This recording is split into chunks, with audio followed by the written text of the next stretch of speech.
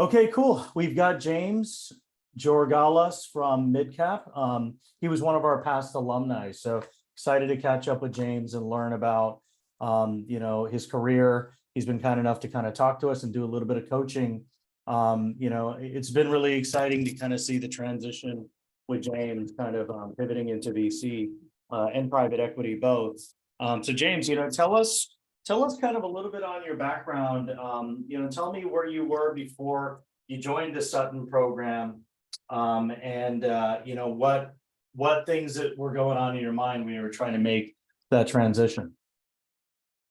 Sure. Thank you for having me, Joel. Yeah. So when I graduated from Fordham in 2018, my first job out of school was actually at a beer distributing company, working as an intern in the warehouse with the operations team, the HR team, sort of wearing many hats, and it was great. It was great in that I got to work with my uncle and got to make some money while I was looking for jobs in finance, and at which point I ended up with Timberwind Capital Partners. It's a search fund, based at New York City, and basically the crux of a search fund is that you have one entrepreneur that's going to go out and fundraise from institutions as well as wealthy individuals, and they're going to execute a majority recap on middle market business doing between $1 million to $20 million in revenue typically.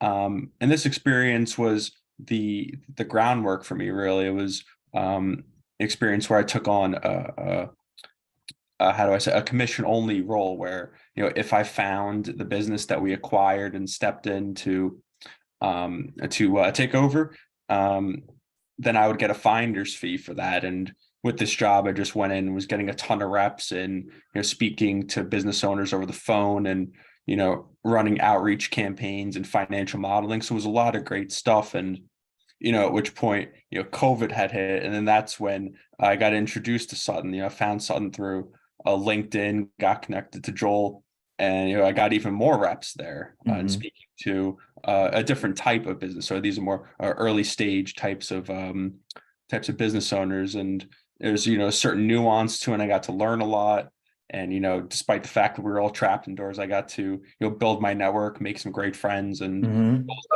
mentoring me, helping me out. So it was a really great experience overall. That's great. And what was the result after joining the Sutton Capital program? I guess what were things that you thought helped you, and I guess tell us about some of the career opportunities that you got. Mm-hmm. Oh, certainly. So I had several interviews and a mix of different things as far as private equity, fundraising, venture capital, and the job that I landed was with MidCap Advisors as an analyst. And MidCap, just for some background, is a merchant bank. We invest in private equity and venture capital as well. We have about 11 or 12 companies in our portfolio. And overall, I'd say that working in Sutton and being able to speak to investors and learn their language and get real world experience. That's the thing.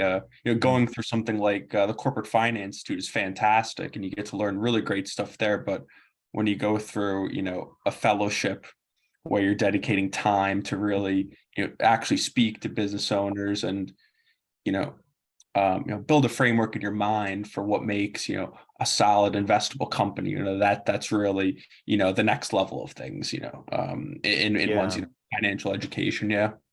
And when you're interviewing, because I know we worked with you directly on a lot of the interviews and now eventually job placements, what were some of the things that Sutton helped you with in terms of just kind of prepping for the interview? I guess walk us through that, right? There's the resume, there's the first round, there's the second round, and then there's probably some negotiation of the job offers. So how did Sutton kind of help you navigate through those things to eventually get the job offer at MidCap? Sure. So the biggest thing is being able to share deal flow. That is one part of the private equity venture capital job interview process that I wasn't aware of before joining Sutton. Having having the knowledge is incredibly important, but actually having, deals in your sleeve is really Yeah. something that can make you quite distinguishable. Yeah, Um, so the warehouse deals, and then, for the audience, when you have a deal, maybe for educational purposes, what are kind of the things that you need to call out? Like when you have an interview and this private equity hiring manager is judging you based on your deal flow, what would you say are like the top three things that if you're interviewing and you're showcasing a deal that you should have ready, like in your toolkit as you're interviewing and proving that you're a top candidate? mhm, mhm. Yeah, that's a great question. Yeah, it takes it takes experience to be able to build the investment thesis, and I'd say the three things that the three things that are the most important thing to bring into an interview. Number one, um, being able to have a framework for an industry sizing, and then Mhm. being able to mix that with more high level macro trends, like obviously interest rates or have been hiked 6 or 7 times, and inflation, Yeah. things like that. Being able to tie in big themes Mhm. like that into an investment thesis is huge. Number one. Number two, I would have to say that it's funny that the questions that you ask in an interview are almost just as important as the answers that you get. You're going to commit to this job, you're going to be Yeah. working a lot, it's going to be a lot of fun, but you just have to know what you're getting yourself into and the type of Mhm. team, the type of culture you got. And then the last thing, I need a sec for this one. The last thing going into an interview, what's the most important? Last thing going to an interview. Um, and then yeah, I think the last part, I think I can't leave this out. It's the technical aspect of an Yeah. interview as well. The sort of quiz types of questions that going through Sutton, going through corporate finance, to using your resources, using YouTube, using things like this will really help you out, and Yeah. you'll be able to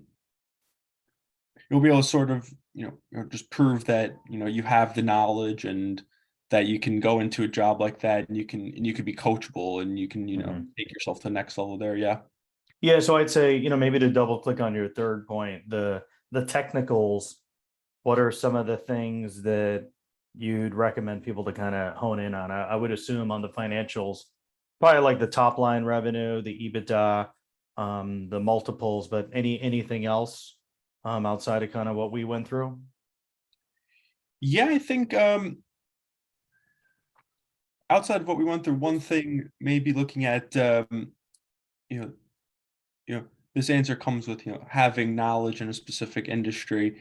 You can then go and try to make adjustments to a Hmm. business and try to understand what a normalized year of business operations looks like for that company, and then Yeah. that is sort of where you build this what's the best word to describe it. You build this outside perspective, Hmm. since for example, like fintech SaaS, like everybody knows that the industry is growing, and that's Hmm. great that one has knowledge of this, but you have to have something extra besides that. So being Yeah. able to make adjustments to a business, and defend your argument and have conviction, I think that's super Hmm. important. Yeah, and with midcap, with them doing private equity and VC, I guess the last question to you is, if people, new people or existing people in the Sutton program, are staying engaged, what advice would you give to them to take the most, make the most advantage of the program? Mhm, mhm. Yeah, absolutely. I'd say just asking a lot of questions, whether it's to you or to the other instructors that you have on your team, and also just Mhm. don't be afraid to ask for introductions when appropriate as well. It can be Yeah.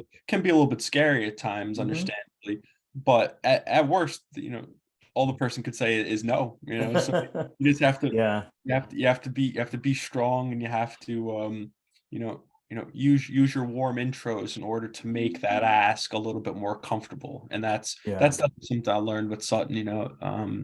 The warm Mhm. intros I got with like New Chip Accelerator, for example. I still keep up with some folks from that company. Mhm. even the first deal. Do you remember heck, what was the name of the company?